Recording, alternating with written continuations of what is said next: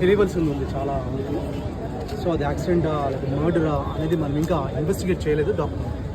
డాక్టర్స్కి అయితే చెప్తాం ఇన్వెస్టిగేట్ చేయమనే విషయంలో.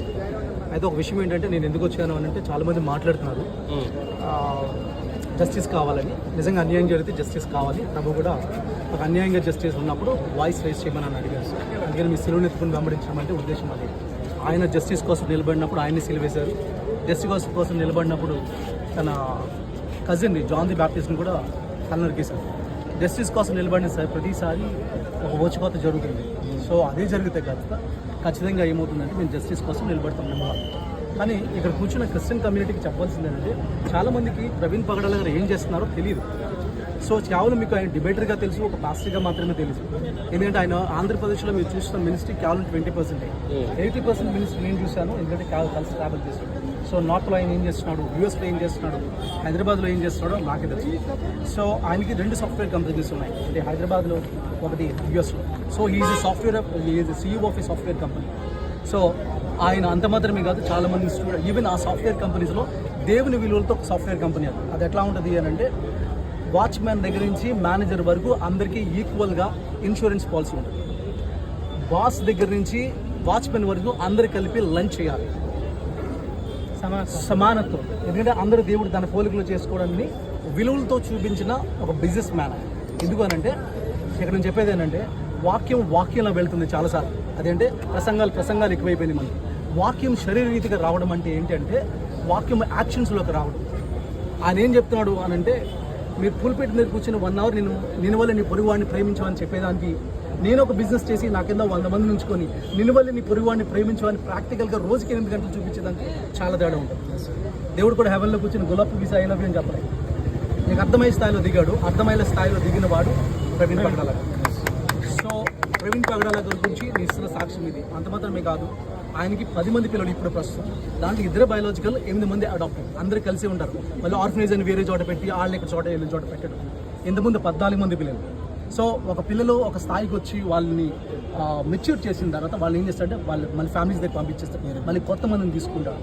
అంత మాత్రమే కాదు, ఈవెన్ నార్త్లో కొన్ని విలేజెస్లో మీకు పవర్ లేని వాళ్ళ ఏరియాలో ఆయన సోలార్ లైట్లు వేయించాడు.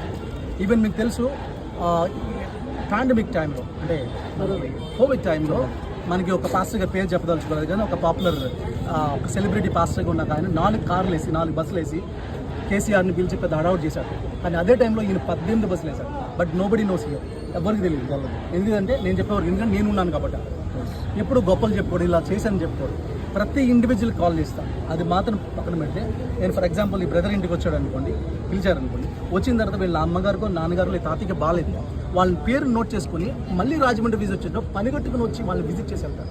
అలాగా వీక్లీ వన్స్ ఒక టైం పెట్టుకుంటాడు, ఒక డేట్ పెట్టుకొని ఆ డేట్లో ఓన్లీ ఓల్డ్ పీపుల్ని తిరిగి వాళ్ళని పరామర్శించి వాళ్ళకి అవసరతలు ఉంటాయి కదా, వాళ్ళకి డిజైర్స్ ఉంటాయి. బాబు నాకు పలానా చోటకి వెళ్ళాలంటే ఈయన కావాలని చర్చ్ మానేసి వేరే పాస్టర్ గారు చెప్పి వీళ్ళని తీసుకుని వాళ్ళకి ఇష్టమైన చర్చ తీసుకుంటారు.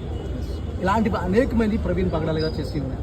అందుకని నేను చెప్తాను, బైబిల్ టీచర్స్ చాలామంది ఉన్నారు, చాలామంది డిబేట్స్ ఉన్నారు. కానీ ఈ లెవెల్లో అంటే దేవుని రాజ్యాన్ని అర్థం చేసుకునే స్థాయిలో చెప్పిన ఒకే స్పీకర్, తెలుగులో ఉన్న స్పీకర్ నేను ఒకటే. సో మనకి ఇదేంటంటే నేను ఒకటి చెప్తాను, క్రిస్టియన్స్ అందరికీ చెప్పేదంటే ఒకటి గుర్తుపెట్టుకోండి, అదేంటంటే this is a God's judgment on the humankind. అందుకంటే వాక్యాన్ని సరైన రీతిలో అర్థం చేసుకుని ప్రజెంట్ చేసే స్పీకర్స్తో రోజుకి తక్కువ అవుతున్నారు.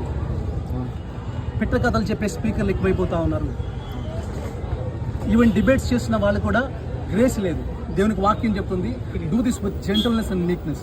సాత్వికంతో సమాధానం చెప్పడానికి ఎలా సిద్ధంగా, సాత్వికంతో ఎప్పుడు చిరునవ్వు వేసుకొని చేసే ఒకేక డిబేటర్ ఎవరన్నా అంటే ఈయనతో ఎంతమంది ఉన్నా చాలామంది డిబేట్స్ మధ్యన క్లాష్ వచ్చినా ఈయనే కలిపారు. కాబట్టి నేను చెప్తున్నా, ఇవన్నీ ఎందుకు చెప్తున్నానంటే ప్రవీణ్ పగడాల గారు ఏం చేశారు అనేది మీ అందరికి చాలామంది క్రిస్టియన్స్కి తెలియదు. అందుకని ఇవన్నీ చెప్పడానికి ఇది ఒక ప్లాట్ఫామ్గా వేదిక చేసుకొని ఆయనకు గురించి ప్రార్థన చేద్దాం. ఎందుకంటే ఇప్పుడు ఆయన లవ్ డైమ్ సాఫ్ట్వేర్ కంపెనీస్ దెబ్బతింటారు. చాలామంది పిల్లలు వాళ్ళకి అనాథలు అయ్యే ప్రమాదం ఉంది. ఇవన్నీ ఉన్నాయి. ఈవెన్ నార్త్లో ఆయన చేసిన మినిస్ట్రీస్ కానీ ఇవన్నీ ఉన్నాయి. ఇవన్నిటిలో నేను మీనింగ్ఫుల్గా మీరు ప్రార్థన చేయండి, ఆ కుటుంబం కోసం ప్రార్థన చేయమని కోరుతాను. ఆయన పరిచయం గుర్తుపెట్టుకుంటే గోధుమ గింజ భూమి పడి చావుతేనే కానీ ఇంకో లైఫ్ రాదు. కాబట్టి ఆయన లైఫ్లో ఎంతమంది ఇంపాక్ట్ చేసిందో తెలియదు. ఇప్పుడు ఆయన లాంటి వాళ్ళు లేడు అని చెప్పుకునే కంటే ఆయన లాగా ఉండడానికి మనం తయారవుతాం. అందుకని నేను చెప్తున్న మాట ఏంటంటే